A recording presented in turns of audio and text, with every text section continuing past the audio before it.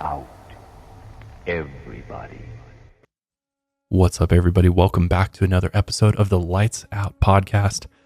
I'm your host, Josh, and today I'm going to be diving into the Corpsewood Manor murders. But before we jump into today's episode, I have some very exciting news that I know many of you have been wondering about for quite a while now.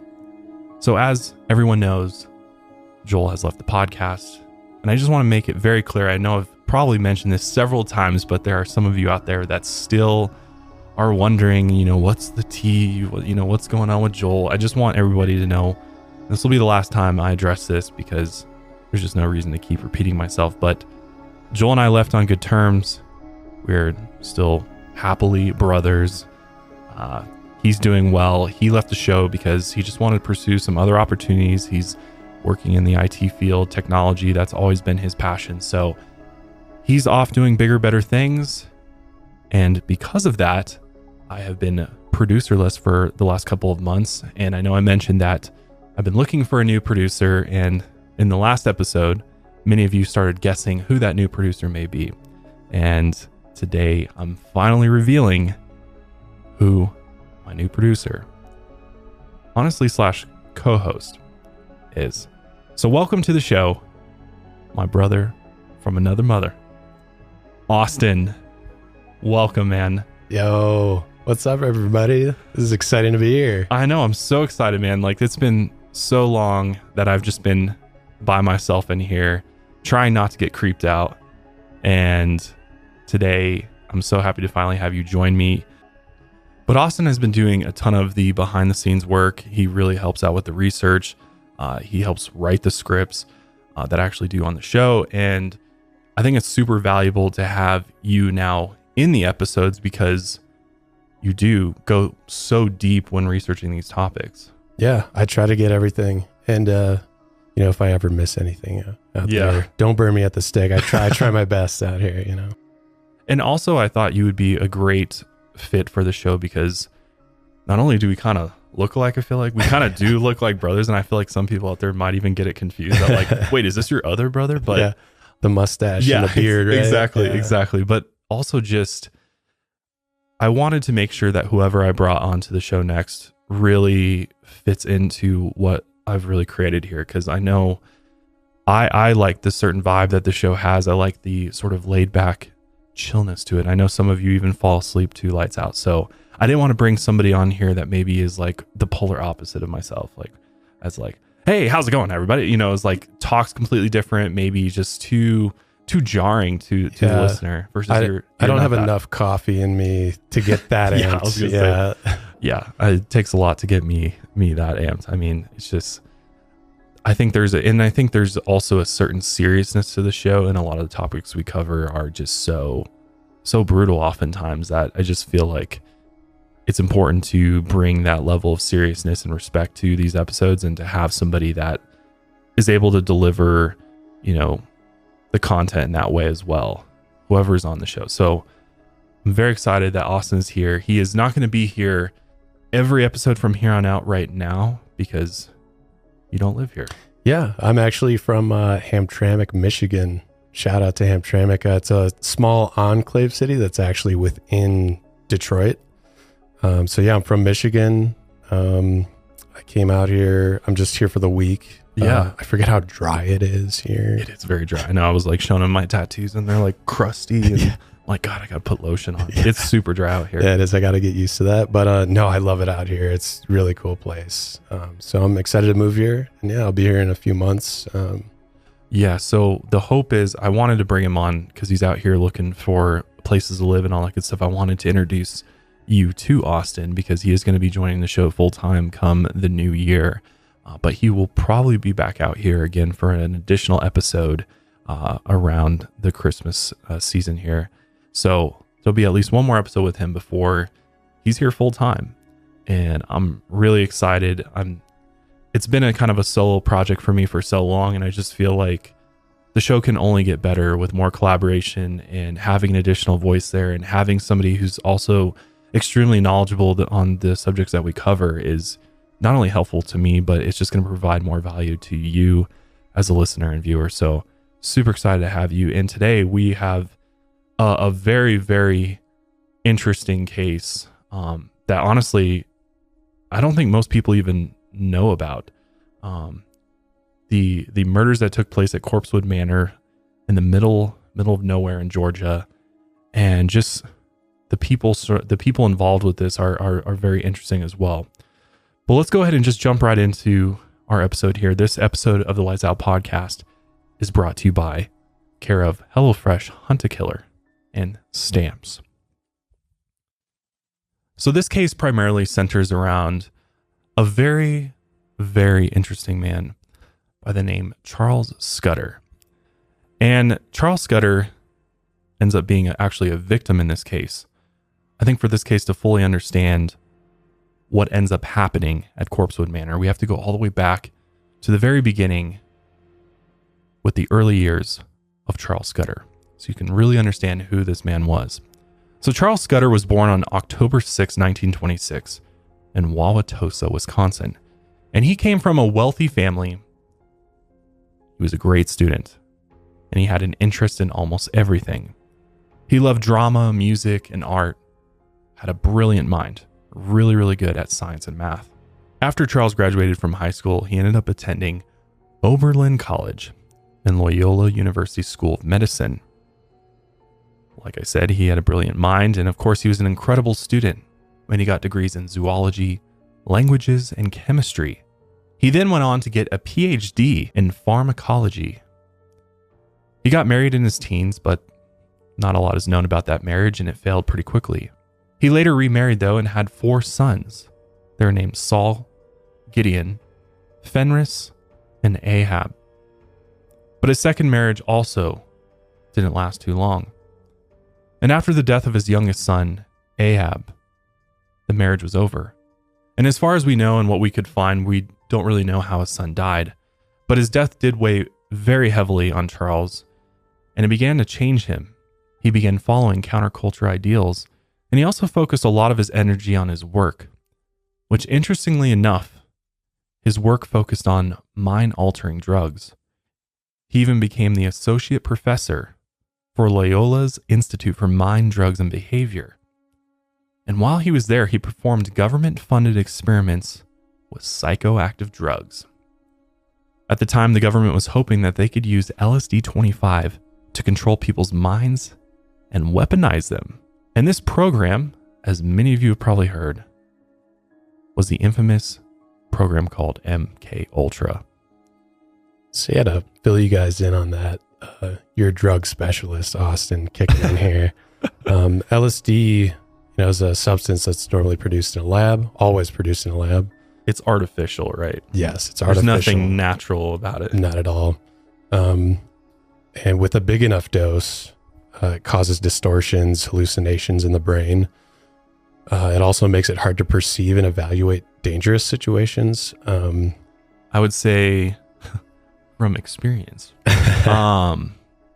Yes, I have tried LSD, and it's like this feeling of euphoria that almost like clouds your judgment in a way. Like you said, if you have enough of it, it can almost give you this like sense of invincibility in a way. Yeah.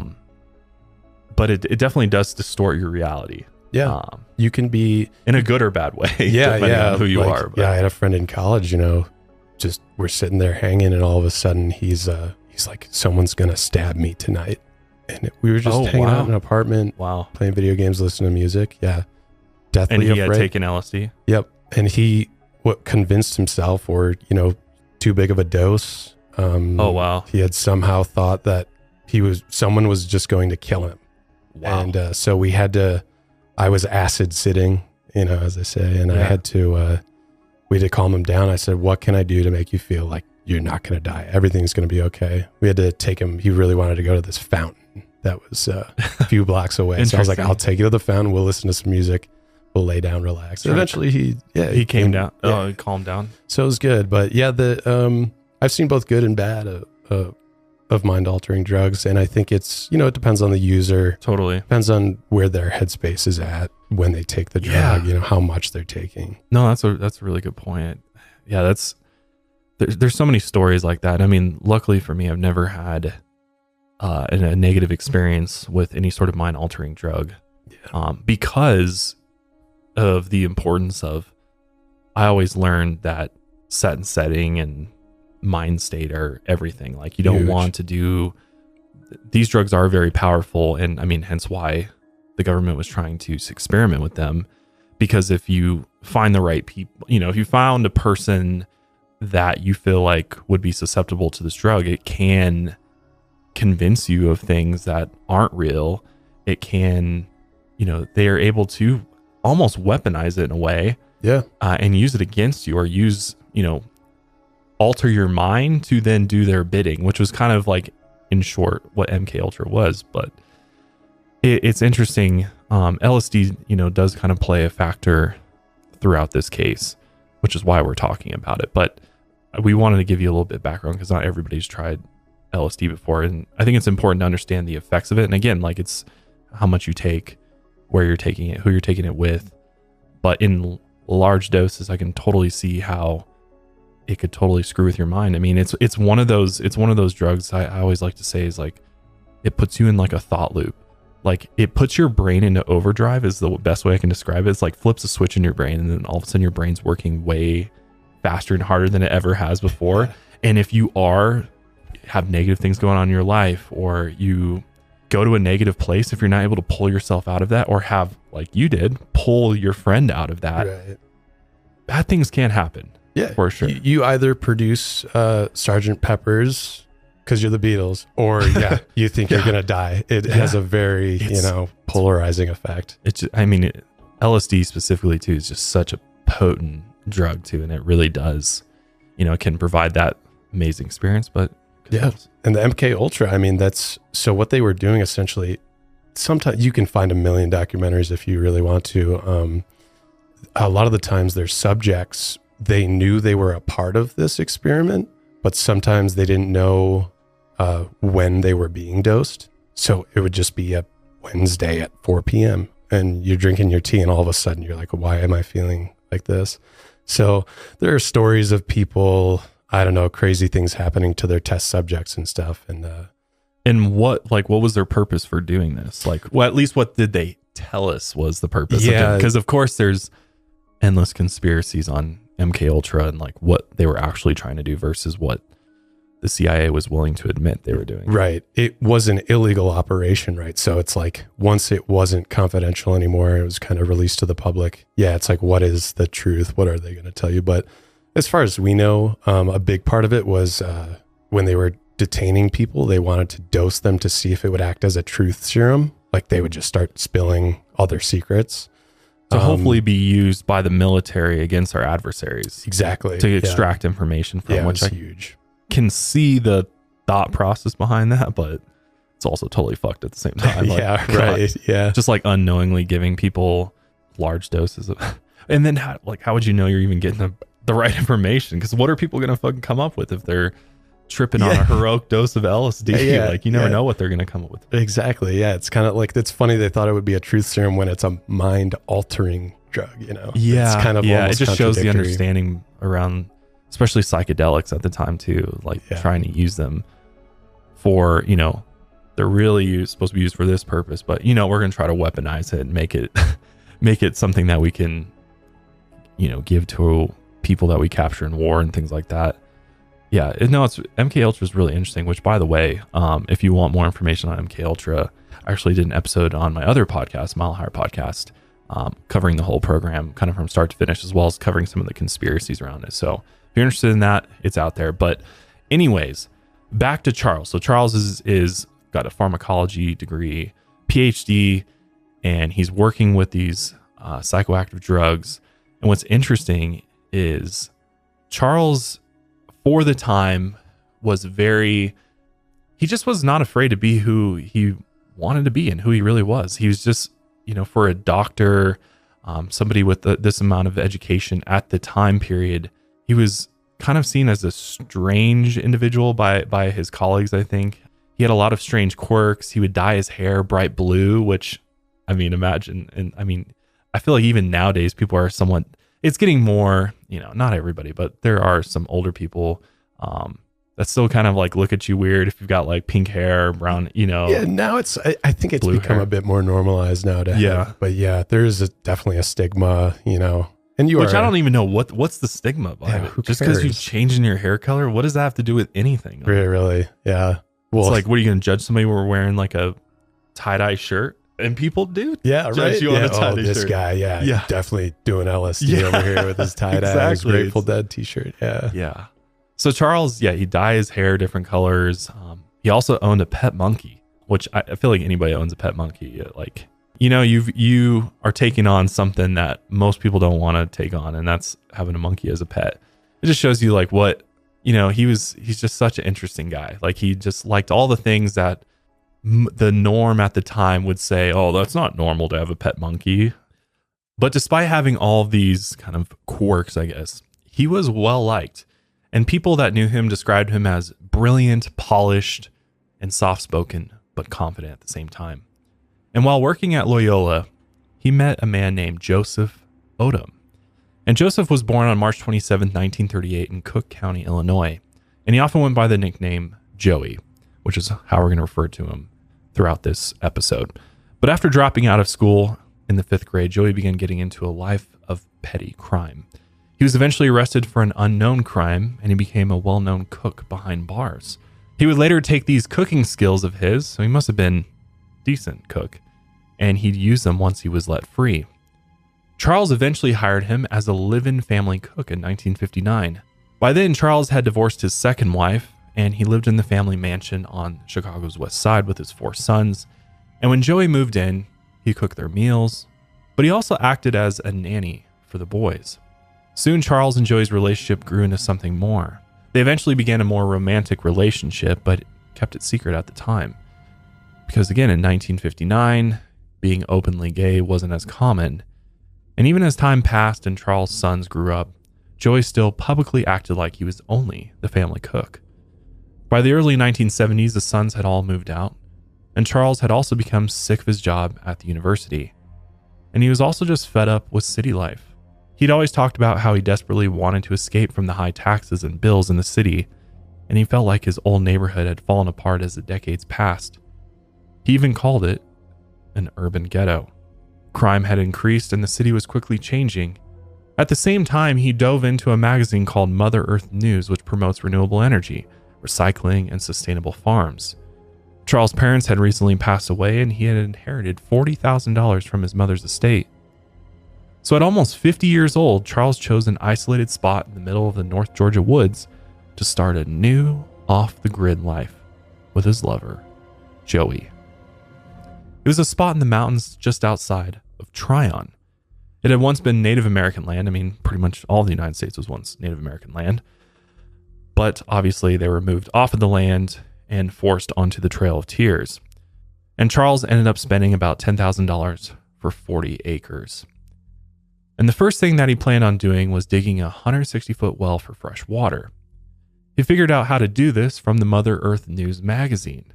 Then he cleared a small area in the forest where he and Joey planned on building a brick house by hand. The first time he saw the property with his own eyes, he hiked around the surrounding areas. So on the trail, he actually came across a dead horse in the middle of the path. It had already begun to decay. Maggots infested its eyes, and its stomach had begun to expand from the decomposing gases. The sight was obviously a grisly one, but it inspired Charles. So he decided to name this trail, which would end up being the road to where Corpsewood Manor would be, Dead Horse Road. But this corpse of the dead horse, and just the surrounding forest in general, gave him the idea for the name Corpsewood Manor. It was a grim name for a house that sounded straight out of a horror story, but he thought it was fitting, as death is only a natural cycle of life. So, what do you think about living off the grid? Like this? I don't know, man. With nothing to go off of, got to start with a well and everything. Well, yeah. No, they don't have any city water, no electricity out here. It's just the middle of the woods. But Kendall told me earlier today, you wanted to be a mountain man. Did she really? Yeah, she was like, yeah, Josh wanted to move out into the mountains. Yeah, no, actually I did. And I still do. And I will one day. We have a Charles Scudder, right? Yeah. I think off the grid is really cool because I know for me, like my dream would be to live somewhere completely sustainable. And obviously nowadays with technology, it's a lot easier to achieve that versus when Charles was out there. But I think there's something, I mean, I love nature, and I think living off grid just allows you to truly live in nature and not be distracted by all of the technology. I mean, technology, it's so weird because I went to college for technology and I used to be like technology's biggest fan, but as time has gone on and as I've gotten older, I've started to realize like the way that technology, specifically like AI and robotics are going, it kind of scares me a little bit. And I worry that as humans, if we become too disconnected from nature, that could ultimately spell the end for us, or the end as we know it. And you know, this idea that humans will eventually merge with machine and become cyborgs and all these things is like used to be things of science fiction movies, but it's quickly becoming slowly reality. Becoming real. Yeah, I'm sure you've seen like the Boston, what is it, MIT robots that can do backflips and stuff. Yeah, that scares me. Yeah, that scares me. And like Tesla at one of their recent press conferences or something unveiled a humanoid robot that they're building. Tesla's it's like a human size robot that will cost like 25 grand that will be programmable and basically be, I guess, your buddy, your assistant. No thanks, I'll save the 25,000. Right. But yeah. I mean, it is scary, but I mean, I get that's the way things are going, you know. But then even just to think about Charles going out there, no landline, no phone, no landline, there were no computers that he had out there, you know. He was like completely disconnected. He had to he was writing people letters because that was the only way he could communicate with like people. Running into town and mail and stuff and like get supplies. Yeah, like I don't know if I would go to that extent. I think for me, I would like to live just out in the middle of nowhere with privacy. Like privacy has always been of utmost importance to me. And when it comes to like where I live and where my family lives, I think having privacy and off-grid living definitely is something I'd be interested in. Like I've always told Kendall that like one day I just want to retire. Like once this is all over, I want to, you know, my kids grow up. I just want to like retire to somewhere secluded in the mountains. And I would love to live that life in a cabin and like have that, you know, just be surrounded by nature. In a rocking chair on the porch, smoking a pipe. Yeah, exactly. Be that guy, chopping firewood. Like my day's simple, or have some animals, you know, have some horses or donkeys or something, you know. That would be my dream. But I get why people do it, you know, like there's shows on Discovery and History Channel of people that have these high paying jobs in corporate America, and then they just are like, screw this, leave it all and move to the middle of nowhere. Yeah. And this dude had a huge job at Loyola. Right. He was, you know, crushing it. MK Ultra, the government was giving him money, and he's like, nah, I'm out of here. Yeah. And I think it was like it's almost like a spiritual thing for him too. And that's what it is for me too, is like, I think nature provides nature. I like to think of nature as my temple, my church. It's a place where I worship, and it's where I feel most connected to everything is when I'm in nature. And I think Charles was kind of realized the same way of like, I'm not really fulfilled doing what I'm doing, and obviously starting to see the issues with what he was doing. And so getting away from it all and really being able to also just pursue living life the way you truly want to live it. And I think that was difficult in the time period because he's, you know, a gay man. He's, you know, very, he's just kind of out there of who he is, and he's not afraid to, you know, just be himself. And I think realizing that if I go out in the middle of nowhere, I can really create my own, you can kind of create your own universe in a way. And that's the beauty of it, is that no one knows where you're at, and you can really do whatever you want. That's kind of cool, is like in the city, you can't do whatever you want. You can't, there's so many people around that they're going to notice that you're doing something that is not the norm, or, you know, maybe they question and it becomes this big deal. But what's the easiest way to get ultimate freedom? Yeah. Go just where no one will find you. Yeah. Just absolutely. Go where no one will find you. Agreed. So obviously hosting this podcast, I cover tons of mysteries, tons of true crime.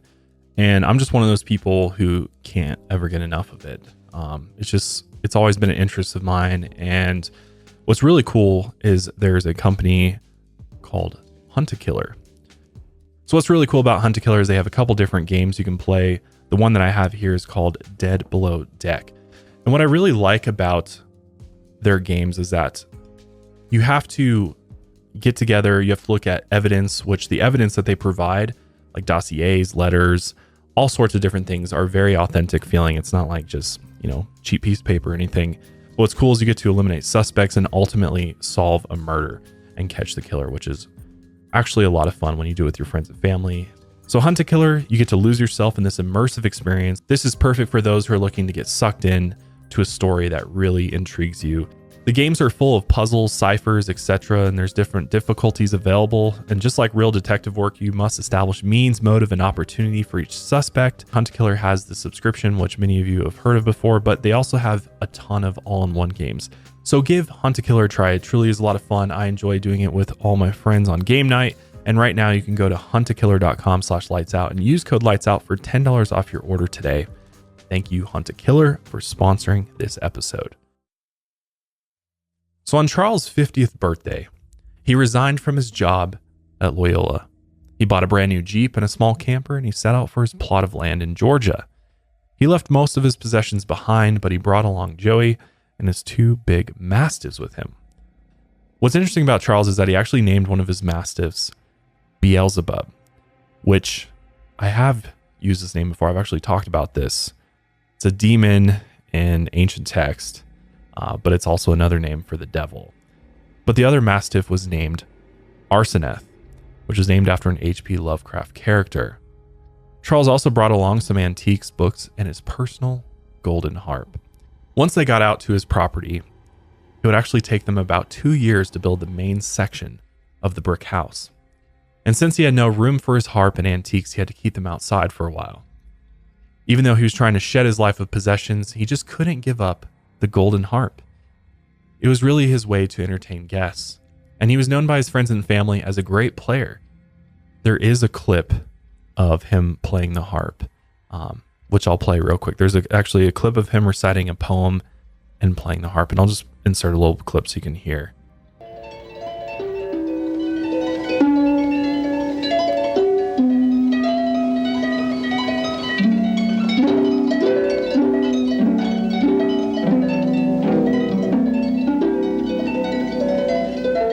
Stars threw down their spears and watered heaven with their tears.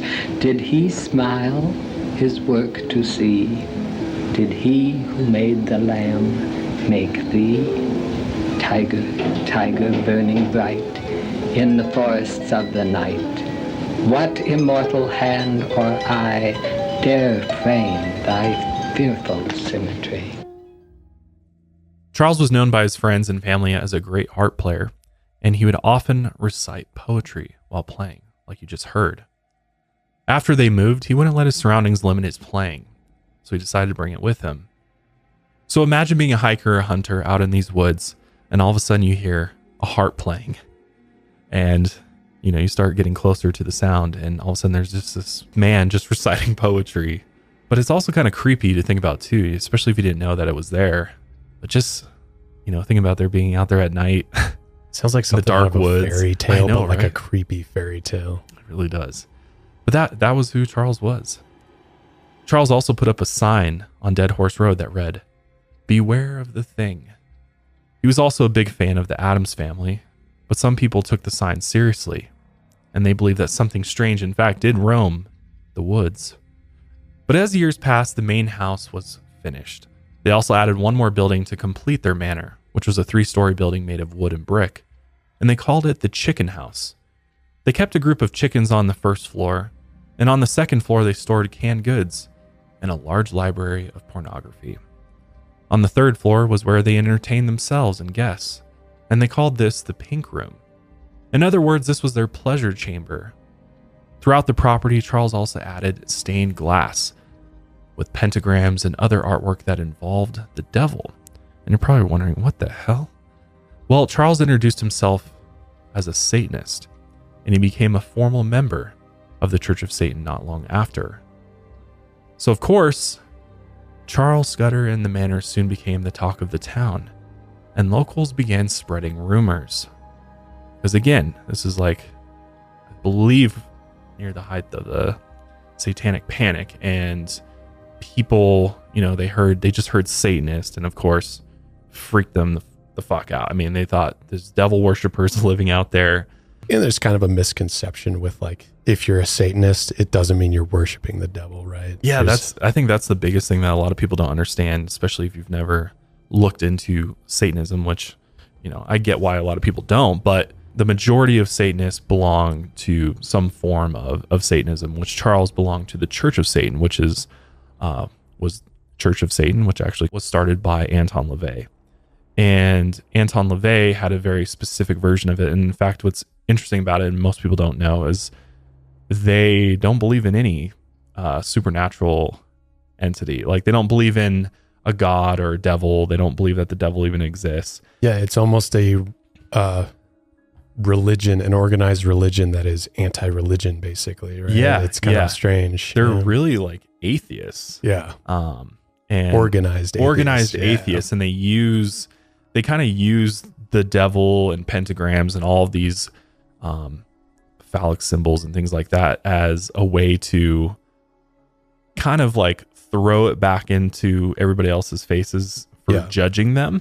Yeah. Like, it's like punk rock kind of. Yeah. It's kind of like, fuck you, we laugh at the idea that you think that we're these devil worshiping, like, evil people, but in fact we're not at all.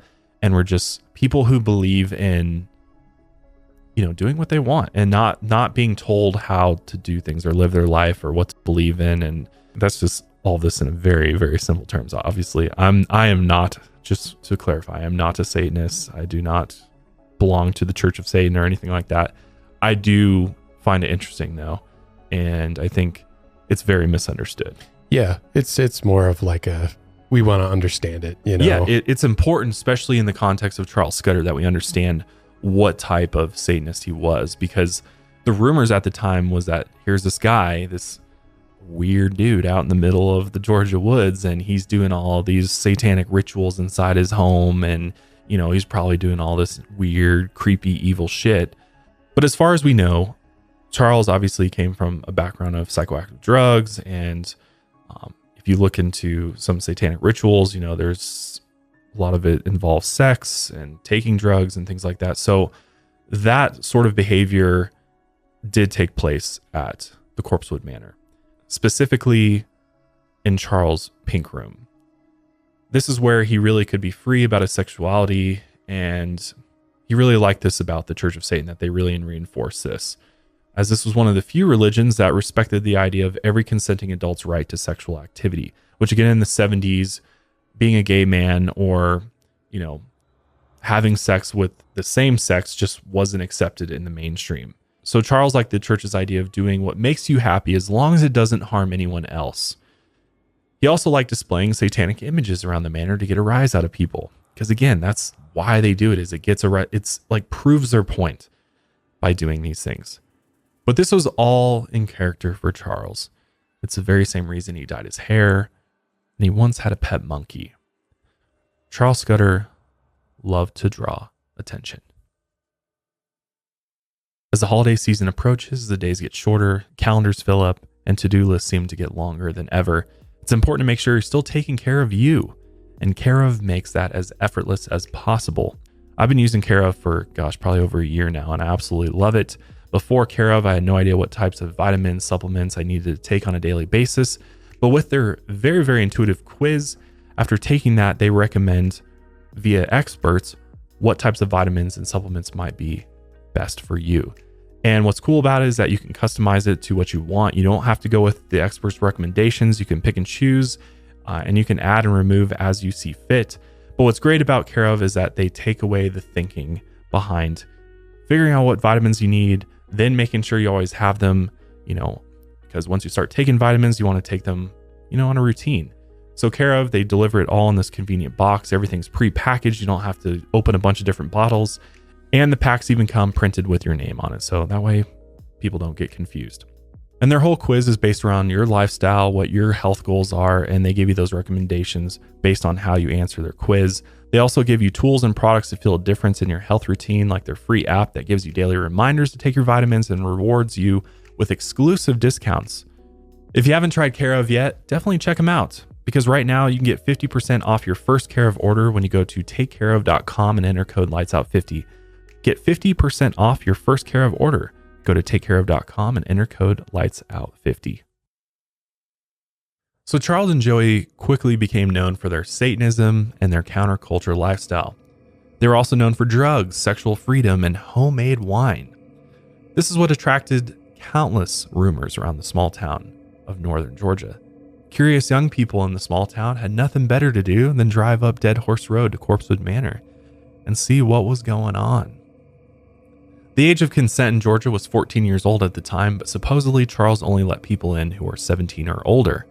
And in the fall of 1982, Charles first met a man named Tony West and another man named Avery Brock.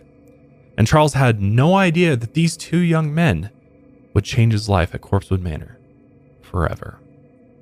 So let's dive into who Tony West, or Samuel Tony West, was. So Samuel Tony West, who went by Tony, was born on August 11, 1952. And he grew up in a poor family, and early on his father seemed to be cursed with bad luck. Even before Tony was born, his father suffered a serious injury in a train accident which led to neck and back pain for the rest of his life.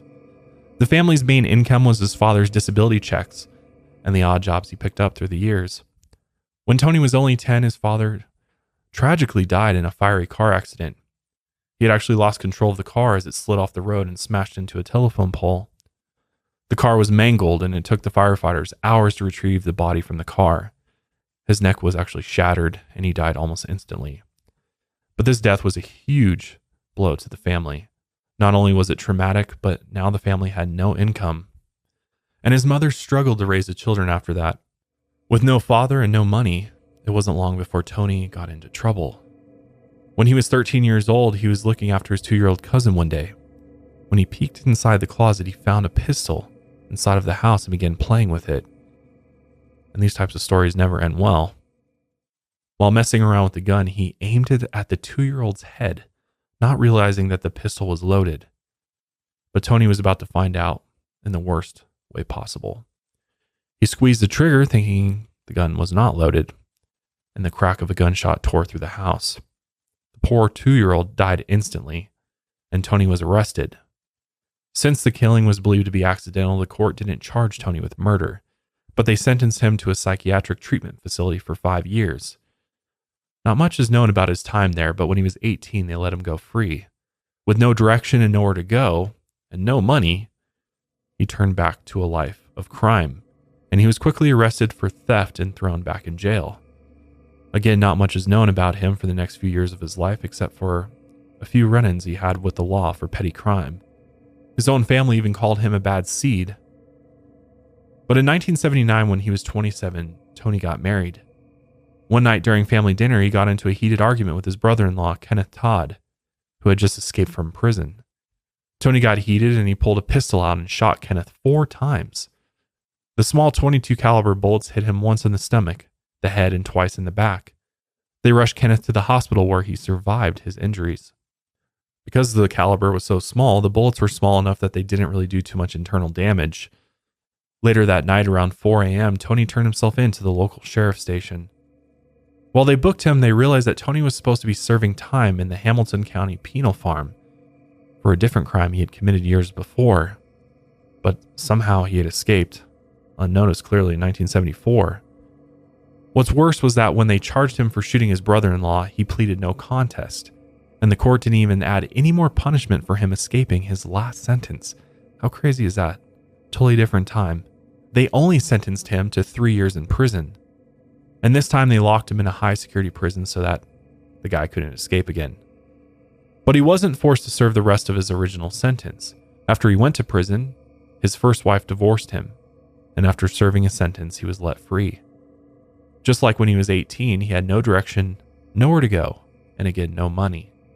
So he ended up moving into an old trailer home that his sister owned. This was just a few miles outside of Tryon, Georgia. In the trailer park, Tony met a 17-year-old named Avery Brock. Avery was born in 1965 in Walker County, Georgia, and just like Tony, he went by his middle name, Avery. This wasn't the only thing they had in common, though.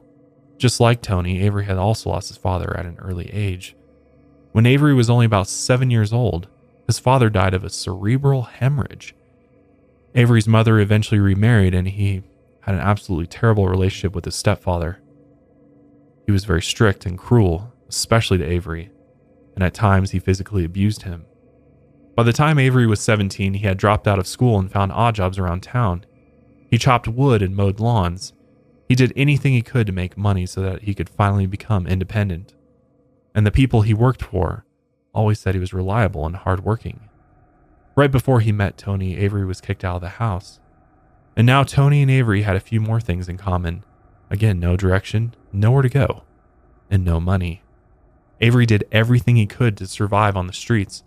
He occasionally stole food from the local grocery stores to survive. Since Tony saw he was struggling, he offered to let Avery move into the mobile home with him. So Avery gladly accepted. Although there was no electricity or water, but at least he wasn't out sleeping on the cold streets. By this point, Avery would take anything he could get, and he was thankful for Tony. Despite having a 13-year age difference, Tony and Avery formed a close bond. And soon enough, they also found out that they had one more thing in common: their drug use. They both loved huffing a mixture of paint thinner and glue. They didn't have any money, so drugs were hard to come by. But huffing was one of the cheapest ways to get high, and they would huff anything that had a powerful solvent. Throughout the drug-hidden underbelly of northern Georgia, they eventually heard rumors of this place called Corpsewood Manor. The property's owner, Dr. Charles Scudder, had become known around town as this eccentric character, and he gained popularity around the town for a strange house out in the middle of the woods. Avery came by a few times and enjoyed the warm hospitality. He even got permission from Charles to come have a few drinks and hunt on his property whenever he wanted. Charles was absolutely welcoming to everyone who wanted to visit his home, and he often invited people by writing them personal letters. For the people he was sexually interested in, he often added explicit details to his letters and even added a few nude photos. He never pushed anyone, though, to go inside the chicken house or take drugs. Everyone was free to do what they wanted. Charles' goal was to create a safe space for people to open themselves up to new experiences. Avery eventually convinced Tony to go up there with him to get a few free drinks. But Tony didn't know what kind of place it was exactly. When they got there, Charles brought them to the chicken house and took them up to the 3rd floor. Again, this was called the Pink Room. No one was allowed inside the main house, as this was strictly for Charles, Joey, and their 2 dogs. Plus, Joey mostly stayed in the main house. He had recently suffered serious injuries from a car accident that affected his head and limbs. He was never really the same after that car accident. And when Tony, Charles, and Avery got inside the chicken house, Tony noticed the chicken house had a sign-in book. It also acted as a diary for everyone who had been there. They would sign their names, left notes, and there was also a section in the book to mention their sexual preferences.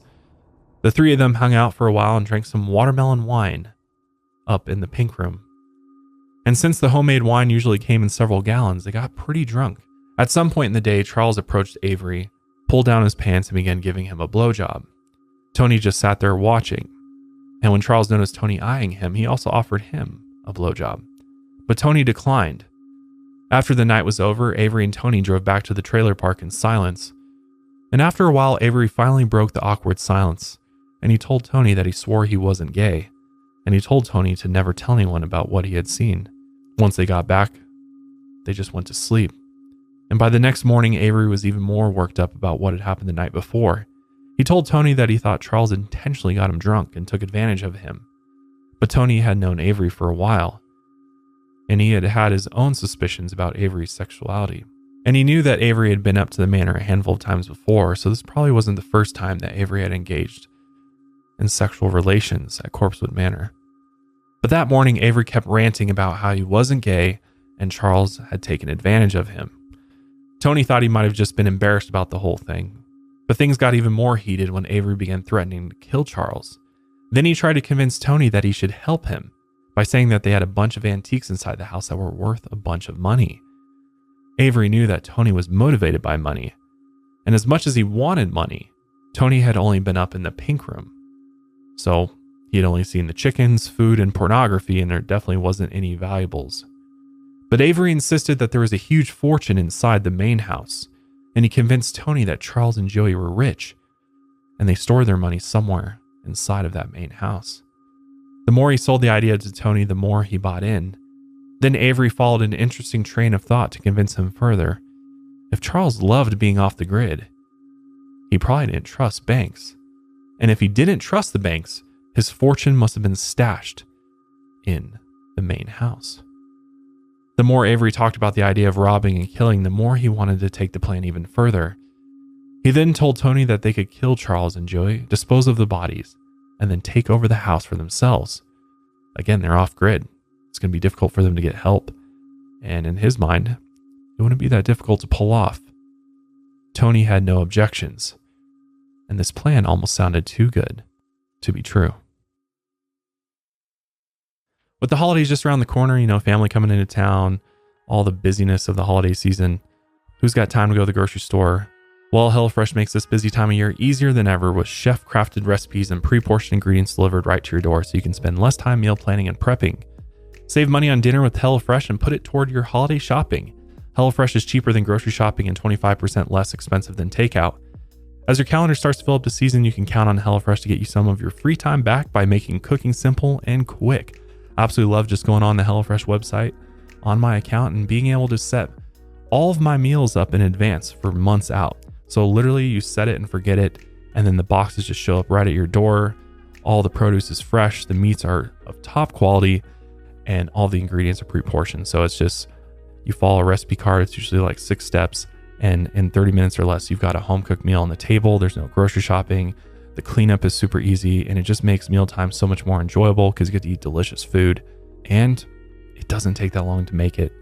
I've been on such a kick of cooking food these days. I can't stand doing takeout or going out to restaurants really anymore. I love cooking food at home. If you haven't tried HelloFresh, then stop what you're doing and go to hellofresh.com/lightsout65 and use code lightsout65 for 65% off plus free shipping. Again, go to hellofresh.com/lightsout65 and use code lightsout65 for 65% off plus free shipping. So on December 10th, 1982, Tony and Avery drove up into the mountains towards Corpsewood Manor.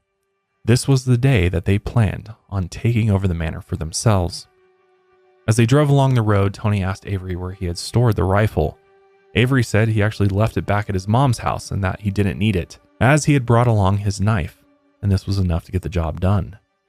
Tony then reminded Avery that the manor had 2 large mastiffs roaming around the property, and obviously it's going to be tough to kill 2 large mastiffs with a knife. So Tony turned around the car and headed home. Yeah, I don't think Avery understood how big mastiffs are, maybe. Yeah, clearly not. I mean, because if you think I don't even think I could take a 60-pound dog with a knife, especially alone one that's going to try to take you out for infringing on their property. Like, that's a tough, 150 pounds, no way. You can guarantee these dogs are trained to protect the property. Oh, too. yeah. Yeah, no, that wasn't going to go well. And because of this, they delayed the plan for a few more days. The next time, weirdly enough, they brought a few people with them to act as witnesses for some reason, which don't really understand how this makes a ton of sense. Maybe to, I don't know, try to get some more help if they needed it, and then now they're accessories after the fact or something. Yeah. They have dirt against them. I don't really understand. Or if I don't know, is it to have like an alibi, like a fake alibi? Like, no, we were together and... that's a good point. I don't Maybe. know. Yeah, that's weird. There was no real answer I could find of why they brought them up. I mean, how many people are like, oh, I'm going to go commit a murder. Let me bring some witnesses with me. Hop along, yeah. Yeah, like let's bring some friends with us. So they brought along 2 teenagers named Joey Wells, who is Tony's nephew, and a woman named Teresa Hudgens. And on December 12th, they all headed up to Corpsewood Manor. That morning, Avery had grabbed his dad's old .22 rifle this time, and he hoped that when Charles saw him with the gun that he would think he was just there to go hunting, like he had offered a few weeks before. But when they all reached the manor, they acted like they just wanted to come and hang out with Charles. So they entered the chicken house and climbed up to the pink room on the top floor. There, they helped themselves to his wine, and they even huffed some paint thinner, glue, and a few other chemicals. Avery eventually snuck down and returned to the car. He grabbed the rifle from the trunk and headed back to the pink room. When he got back into the room, no one seemed to care that he had a gun with him, as they were all pretty drunk at this point and too high to care. Charles just kept up his conversation with Tony like everything was normal. But Avery decided it was time. He pulled a hunting knife from his belt and then charged Charles. He held the blade to his neck and told him not to move, or he would slit his throat. Charles just asked what kind of game they were playing, and he even said he would play along. Some believe that Charles knew what was going on and what was about to happen, but he was trying to defuse the situation by, just pretending that they were playing this trick on him or a game of some sort. But Avery grabbed a nearby bed sheet lying on the floor and used his knife to cut up strips of cloth. He then used the cloth to tie up Charles in the pink room. Teresa began screaming at this point, but Tony and Avery told her to keep quiet. Avery then proceeded to interrogate Charles, asking him who else was in the house and how much money they had stashed away. Charles promised him that they didn't have any money in the house, but Avery clearly thought he was lying. Little did he know, Charles was actually telling the truth. Charles and Joey barely had any money at the property, as they lived off a bit of savings from his inheritance. But really, they mostly lived off the land. That was the whole idea of moving out there. But at this point, Avery was in too deep now. He wouldn't accept the fact that there wasn't anything in the house. So he crawled down the ladder and ran over to the main house with rifle in hand. After rushing inside, he saw Joey cleaning up after dinner. Joey stopped what he was doing when he noticed Avery standing at the edge of the dining room with a rifle pointed at him. His flight response kicked in and he ran towards the other doorway. Just as he did, though, several shots rang out of the rifle and bullets sprayed across the kitchen. 2 bullets ended up hitting Joey in the head and left arm, and his body fell to the ground. The sound of the dog's racing paws could be heard along the floors, as the huge dogs had charged into the kitchen, but Avery fired several more rounds until they ran off. After the dogs scattered, Avery trudged over to Joey. His body lay face down on the dining room floor, and Avery lifted the rifle barrel to Joey's head before putting 2 more bullets into his skull. After the execution, Avery rushed back over to the chicken house. He climbed the ladder up to the pink room where the others saw him emerge, covered in blood. Tony and Avery then hauled Charles down to the ground floor while he was still tied up, and they tossed him over to the chickens and made him stay there. Then they forced Teresa and Joey Wells to join them as they headed into the main house. Avery handed the rifle to Tony and told him they would find the money they had stashed inside. So they all worked their way through the house until they made their way into the study room. While inside, they rummaged through a few things before hearing one of the dogs growling behind them. One of the mastiffs stood in the doorway when Tony turned around and aimed the rifle. Several shots rang out and the dog dropped to the floor. Tony then found the other dog that had been gravely wounded earlier, and then he shot the other dog several more times to make sure it was dead. The rifle shots echoed through the house, and there was now 3 dead bodies inside. Avery then dragged Charles into the house, and that's when Charles saw Joey lying dead on the floor, and at that point, he cried out to his dead father with pain in his voice. Avery took him over to his sofa and then threw him down. Strips of bedsheet still bound his hands and arms, and Avery asked him again where they hid the money. But Charles swore they didn't have any. Getting more and more frustrated by the minute, Tony demanded to know where Charles' soldering iron was. Charles couldn't imagine why he wanted to know, but Tony insisted. A soldering iron, if you don't know, is a tool used for heating metal above melting point. Tony was probably looking for something to torture Charles with, hoping he would finally tell them where they had the money stashed. Charles then told Tony that he wouldn't have a soldering iron because they didn't even have electricity in the home. Because of course a soldering iron needs to be plugged into an outlet. Charles realized they weren't going to give up though, so he hoped that telling them the truth would get them to leave. Charles confessed that he did have plenty of money, but it wasn't in cash. Avery had assumed that Charles and Joey didn't trust the banks, but he was totally wrong. Charles in fact did have about $40,000 in the bank. He had made money from his pension, his mother's death, and the sale of his old house in Chicago, but he had kept almost all of it in a savings account and treasury bills. They were paid out $200 a month from his mother's inheritance. And when they all listened to Charles explain his finances, the realization slowly began kicking in. Tony and Avery had seriously fucked up. They realized there actually was no money in the house. It was just a house with brick walls, antiques, books, pornography, a sex room, some drugs, and 2 men and their dogs just trying to live peacefully off the grid. Now one of the men and 2 of the dogs were dead, and they had taken everything from Charles and got nothing in return. Meanwhile, Teresa stood and watched in horror as Tony and Avery terrorized the household for nothing. She watched as Charles tried to get up from the sofa, but Tony shoved him back down. Again, he got up and started walking towards Joey's dead body down the hall. Tony pointed the rifle at Charles, demanding that he sit back down, but Charles refused. At this point, he had nothing more to lose. Joey and his beloved dogs were dead, and his home had now become a place of haunted memories. So Charles just kept on walking, and at that point, another shot rang out, and a bullet tore into the back of Charles' skull. He stumbled and fell down to one knee, but he wasn't dead. He tried to regain his strength when Tony approached him and pushed the gun barrel up to Charles' right temple. In execution style, Tony put another bullet into Charles' head. His body stumbled sideways into a nearby bookcase before falling to the floor. After everything, Avery and Tony were still in denial about the money, so they kept on searching through the house, looking, but they would never find any money. As they ransacked the house, Tony looked over at Charles's body. He noticed that he was still breathing somehow, even after having 2 bullets put into his head. He lied there in a pool of his own blood, and with each breath, a drizzle of more blood leaked from his wounds. But he was still alive. So Tony walked over to him, aimed the rifle at his head again, and fired off 3 more bullets. Charles was finally dead. And as the body was sprawled out on the floor, Tony noticed a bright silver bracelet on his wrist. It had Charles's name engraved on it. And Tony thought it would be worth some money, so he took it. He figured he might have some other jewelry too worth some money. So Tony turned Charles over and took off a silver medallion that hung around his neck and a diamond ring off his finger. Tony was determined not to leave the house empty-handed. Meanwhile, Avery had grabbed a pillowcase and searched around the house for anything that looked valuable. He snagged a pair of handcuffs and also found a loaded .22 caliber revolver that was stashed away. After they found all they could, Avery went back over to Charles's dead body, reached in his pocket, and stole the keys to the Jeep. This was the last thing he needed before leaving the Corpsewood Manor for the very last time. And our last sponsor for today is Stamps.com. I've been using Stamps.com for years now. I use it for my businesses, but I also use it personally, especially around the holiday season to mail packages to my family that live out of state. And the last thing I have time for is going to the post office, sitting in traffic, and then standing in a long line, usually out of the building.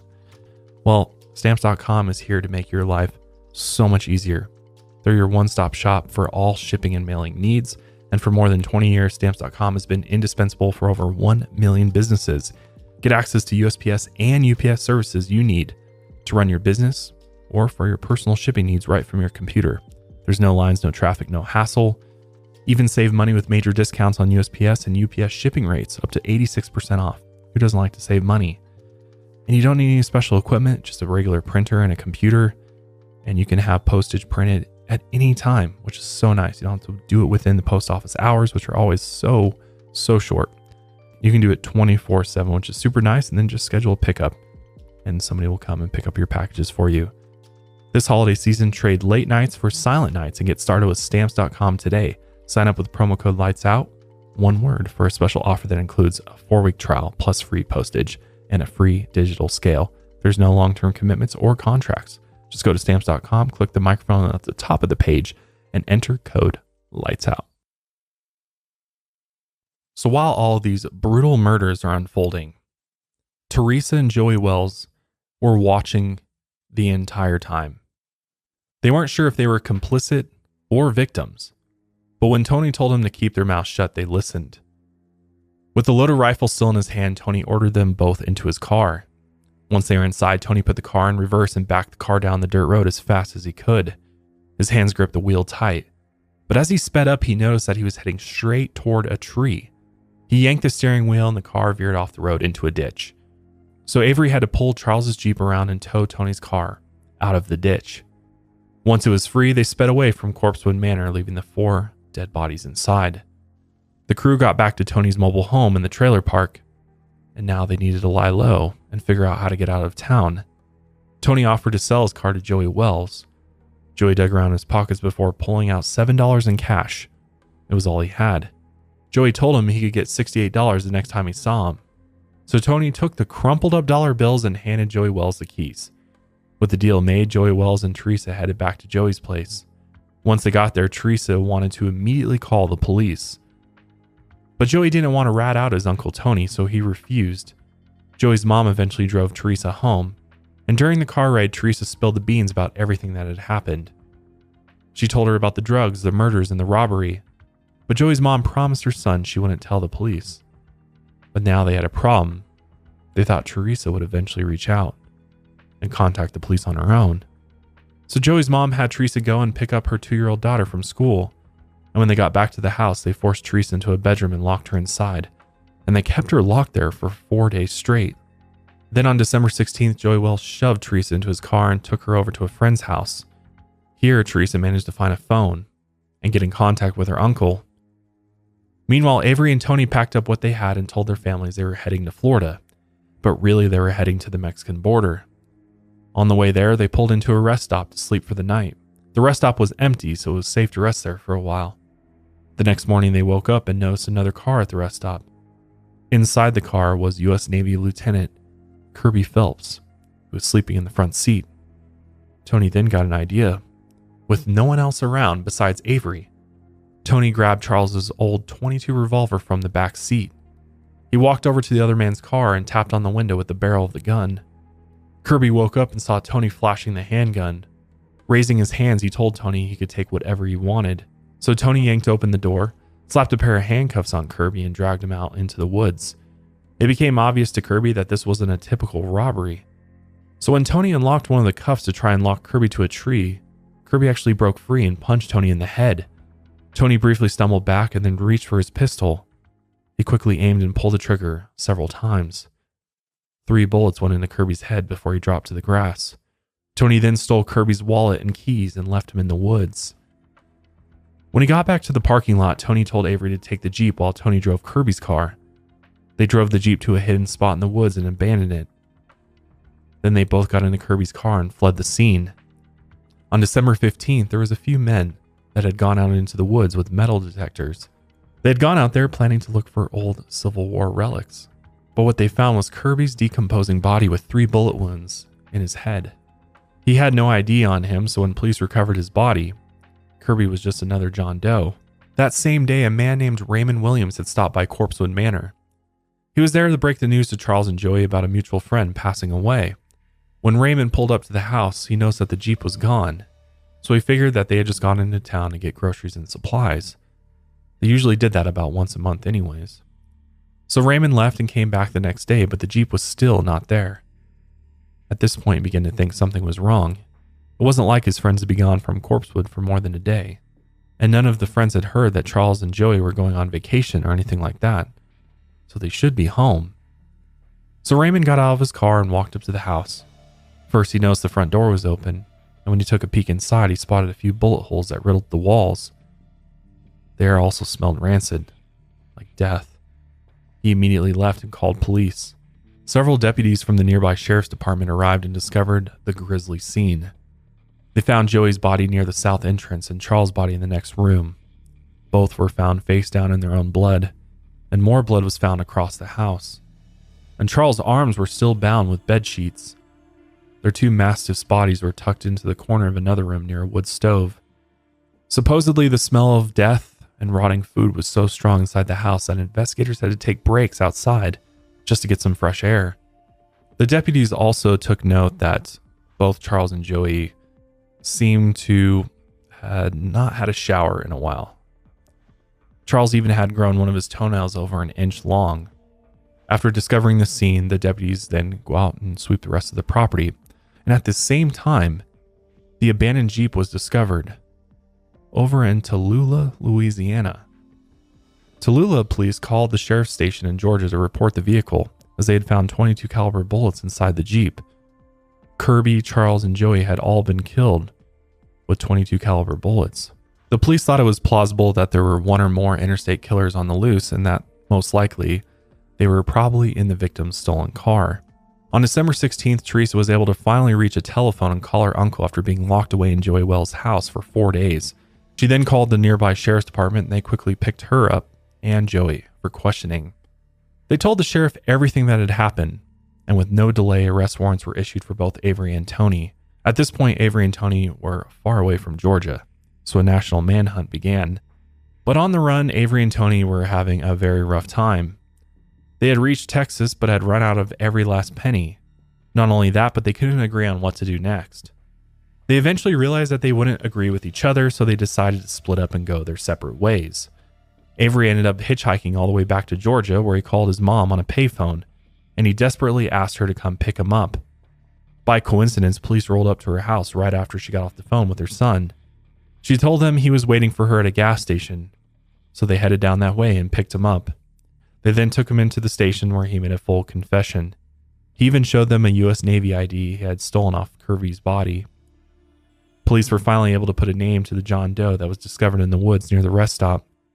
As for Tony, he spent a few days alone before also heading back to Georgia. He ended up running out of gas in Tennessee about 1.5 miles from the Georgia border. It was a rainy night and the car had sputtered out of gas and came to a halt. He decided to get out of the car and walk in the rain to the closest bar. There he spotted a police car in the parking lot. Tony was starving, tired, and soaking wet, and he couldn't take it anymore.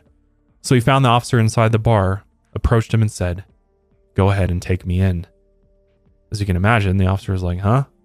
He had no idea who Tony was, but he would soon find out. Tony then confessed to everything he had done. But when the officer checked with the station, Tony had no warrant out for his arrest because he was in Tennessee. So the officer drove him across the border where he found out that Georgia had a warrant out for Tony's arrest. But there was a catch. When they finally had Tony, Georgia police were worried if it was legal for a Tennessee officer to transport Tony across state lines. So they made him drive Tony all the way back across the border. They then had Tony walk 1.5 miles until he got into Georgia. This way they could say that Tony got into Georgia on his own free will. At this point, the local police finally took him into custody. The case quickly caught the media's attention though. As for Avery, they're going to try him as an adult. On top of this, the prosecutor is going to seek a death penalty sentence. In the end, he accepted a plea deal and he pleaded guilty, and he was given life in prison. Tony ended up pleading not guilty, and he actually went to trial. His entire defense relied on rumors that Charles and Joey were, in fact, devil worshippers, and he hoped that the small-town jury would believe him when he said he was only protecting himself from demons inside of the Corpsewood Manor. He claimed that the furniture was glowing and strange things moved in the shadows. When investigators had searched the manor, they didn't find any sort of paranormal activity, but they did find 3 vials with the label LSD 25 on them. One was full and another was half full, and the last one was completely empty.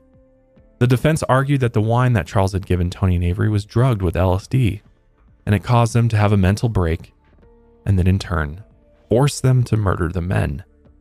The prosecution tested the wine bottles, but they found no traces of LSD. Do you think LSD would ever play into murder? Like, do you ever think you would have a bad enough trip to like... I don't think so. Yeah. I guess I've never... If you had enough, maybe you could completely lose your mind, but even then, I don't know. I don't know if you would already have to have the disposition of wanting to murder someone to then take a drug and murder someone, right? Yeah, I don't think that just by taking it would all of a sudden invoke this thought or feeling to go and do it. And I think maybe what his defense was doing is, since they knew it's like these Georgia folk who are a part of the jury, they're like, okay, yeah, the Satanists also, they're on LSD, this crazy drug that people don't really understand yet. So they're trying to make totally. It seem like it. They're totally trying to use that to their advantage by being like, oh, well, it could have happened. We don't know. Yeah. We don't understand this crazy drug that all the hippies are taking. Right, exactly. Because how many hippie murders were there? Yeah, right. Totally. I mean, they're trying to take advantage of this jury and get them to believe that Tony was almost doing the community a service by taking out these devil worshippers. Right. Yeah, they were nuisances out in the woods. Yeah. They're evil, doing all this evil shit, drugging people and stuff. Right. Yeah.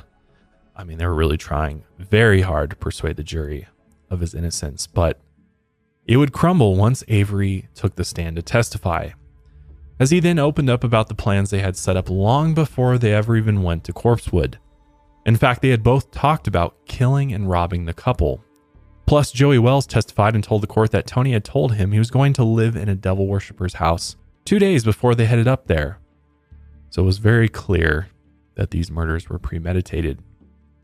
The jury found Samuel Tony West guilty on all counts and actually sentenced him to execution by electric chair, but his conviction was overturned soon after, as there was an issue with the indictment that the judge had ignored. So the second time around, Tony decided it would be smarter for him to just go ahead and plead guilty as opposed to going to trial, because he realized that chances of being found guilty again was very high. So because he pled guilty, he avoided the electric chair, and he agreed to a plea deal, which he pleaded guilty for a life sentence. Avery also got life in prison, and in fact, he ended up getting 3 consecutive life terms. So they were both going to be in prison till their very last day. So the strange and very violent case of Corpsewood Manor finally came to an end. Today, Tony serves a sentence in Wilcox State Prison, and Avery is currently incarcerated at Coffee Correctional Facility in Georgia. As for Charles's Corpsewood Manor, the 3-story chicken house was burned down by arsonists, and the main house was burned soon after. A few brick arches and debris remain in the middle of the forest, but nothing else is around for miles. Since its destruction, the vegetation has grown back and reclaimed most of the land. Charles's family allows people to go and view the property at their own risk, but the most you can see now is chunks of rubble covered in vines. The manor mostly lives on in myths and legends, and the true horror story is over. But as people dug into the case, some mysteries emerged and countless rumors spread. Apparently something strange had occurred in the main house on the day of the attacks, when Charles had wept over Joey's dead body when they had first gotten into the house. Supposedly he said, and this is quote, "I asked for this." Not many know exactly what he meant by this, but it's up to interpretation. What do you think he meant by that? I asked for this. Yeah, isn't that crazy? I think it can be taken a couple different ways. How I read it, which I don't know. There's a lot of takes on this because it's kind of a vague statement. Yeah, but someone's last words. I mean, you could assume he's in utter shock, right? Yeah. Which, I mean, people say all sorts of things when you're dealing with trauma. And I mean, he's seeing his dead partner right there. Yeah, but isn't that crazy? He took it on himself. He's like, yeah, I did this to myself almost. And I don't know. I think maybe he had maybe he was considering like his lifestyle is like, yeah, I wanted to go fuck off into the woods, but I didn't realize, maybe inviting every stranger who comes along wasn't a really good idea. Maybe he was considering that, or that makes a lot of sense to me. I think, we have to remember too, like, he was so open to people coming. Everybody, yeah. And inviting them in, and he never forced anybody to do anything. But the fact that it was this, it's almost like he created this fairy tale in a way, as weird as that sounds. Like, he created this place where you can go and be yourself and do whatever you want. And, people can have these really crazy experiences. You can only imagine with all the LSD around and you're in the middle of the woods. I can only imagine the stories that we have, we'll never know that went on there. Yeah. During their time. And the fact that there was a sign-in book, yeah, it kind of goes to show like, yeah, come on in. It's almost like this hotel, yeah, that you come to that you don't pay for free. And like, here's our homemade wine. Yeah. You want a trip? Yeah. You want to have sex? Yeah. It's just everything's on the table. Do it all. I really think that is kind of what maybe he thought is like, I should have been more careful. Yeah. In a way, like I opened us up to this possibility that maybe somewhere along the way, the wrong person would come through. Yeah. And I think he had maybe considered it before, even because he did have a .22 revolver inside his house, right? So maybe he had at one point considered, maybe I do need to protect myself, even though he was so open and welcoming. Maybe he had doubts about it, Well, not to mention this portrait of himself that he had. Yes. That he had done a few months before his murder. And in the portrait, Charles is shown gagged with several bullet wounds in his head. That's what's crazy to me, is like, That's nuts, because there are some people that suggest that maybe through some of the divination rituals he was doing, that maybe he like had a vision or saw his own death Right. before it happened, which is possible. Right. I mean, it is a very specific thing to be like, not only did I maybe have a vision, let me hire an artist to, I'll put this in my house. That's so strange to me. That's super strange. That really makes me think like, maybe they were tapping into something there or something. I mean, that's just so bizarre. What are the chances of like just guessing that? Yeah. Like, no, that's guessing crazy. your death, having it made into a portrait, and then it being scary accurate. Like, yeah. And then like some people are like, oh, I have premonitions about I'm going to die in a car accident one day or something like that. And yeah, that's reasonable. A lot of people die in car accidents every day. So it's not, you could kind of guess. It's specific, but it's not like so specific where you're like, because like, I mean, I think car accidents are like one of the number one ways to die. Yeah. Like statistical. Right. It would be different if you were like, I'm going to die in my Toyota Corolla on October 31st. Go off the road, hit a pole. Yeah. If you were that specific, he was that specific about it. He's like, I'm going to die by getting shot in the head. That's so interesting. Yeah. I mean, it also lends to the fact that, the deputies that discovered the bodies and searched the property in the house, they reported that they felt like they were being watched, which is interesting. Yeah. There was also people who went and stole antiques from the house after this all happened. And when they did, they were struck with horrible luck. So is it possible that like, the objects they took were cursed? Or, I mean, if you believe in the paranormal and you look at a lot of hauntings and things like that, especially places where horrific things happen, right? There is, an imprint left over, and all that negativity and that evil that was all there, and not necessarily on Charles and Joey's part, but Tony and Avery bringing that evil there and carrying out these evil acts. If there's something beyond explanation that was left over and sort of landed in these objects and in the building, and that's the result of the paranormal activity you're seeing. Right. Yeah. I'm more of a skeptic on that front, but hey, I mean, is it possible? Is it out of the realm of possibility? No, it's not. Just the same as, I don't know, we were talking about religion earlier, right? And it's like, some things sound crazy to other people, but it's good to have an open mind. I am way more skeptical on the which paranormal I'm sure there's tons stuff. of people like, yes, somebody that's Josh is too believing. Yeah. Which is also a reason why I thought you'd be great for the shows, because I think it's good to have both perspectives, because I think what's interesting is that I come from a religious background, and I became like the most skeptical person when I left religion. Like I was basically like a self-proclaimed atheist. But then after that, I had and this is going in a totally different direction, but I had a series of things and just sort of awakenings is what I call them. And, I became a spiritual person again, or I realized I was never not spiritual. It's just, I was sort of believing in the wrong things. And, it kind of has led me into this world of paranormal and experiencing some of that firsthand, which I truly believe I've experienced some paranormal activity that's unexplainable, that makes me like, I believe in, there are things that cannot be explained. And obviously I try to put a theory or a specific thing to it to try to explain it. But again, we don't know for sure. I have no way to prove it to you that it's this, or like in this case, that it was this imprint of this negative energy. That's just the way I kind of understand it and explain it, but it could be completely wrong. That's the core concept of belief, right? It's like, you can't really explain it, but there's something there. And I'm not too far off, because, like I said, I was raised Catholic, pretty deep in there, right? For like 12 years, Catholic school, right? So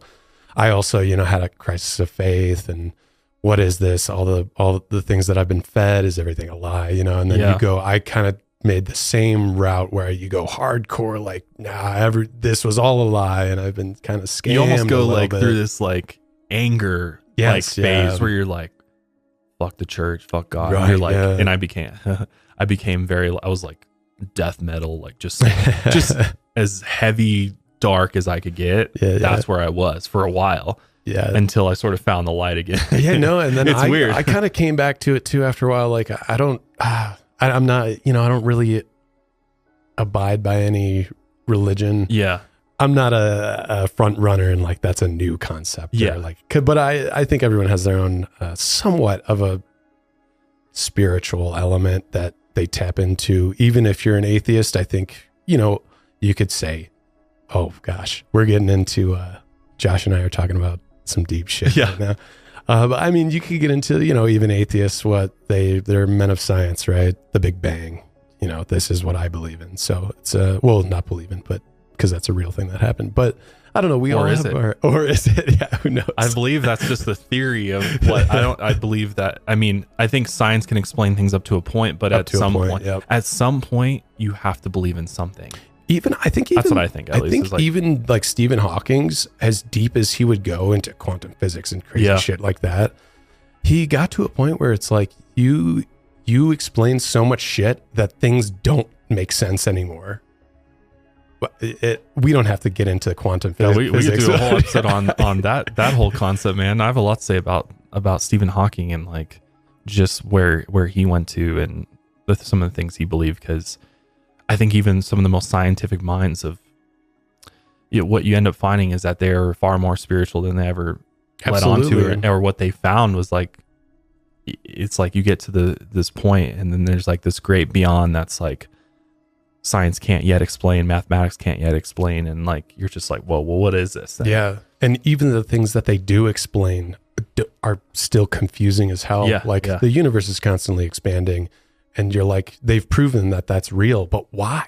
Right. Nobody, you can't What's even the explain reason for it? Yeah, we don't know. There's just so much shit that we can get into right we now. Don't Maybe know. we cracked open a big can of worms here, but no, it's interesting too. I mean, even with this, just like the fact that there is some sort of haunted element to this place now. And people, I mean, if you go on YouTube, you can find people going out to Corpsewood Manor still to this day. Yeah. And like, people go out there for paranormal investigation or whatever, ghost hunting, whatever you want to call it. And I mean, people report lots of things. People, hear gunshots, sounds of barking dogs, which is interesting.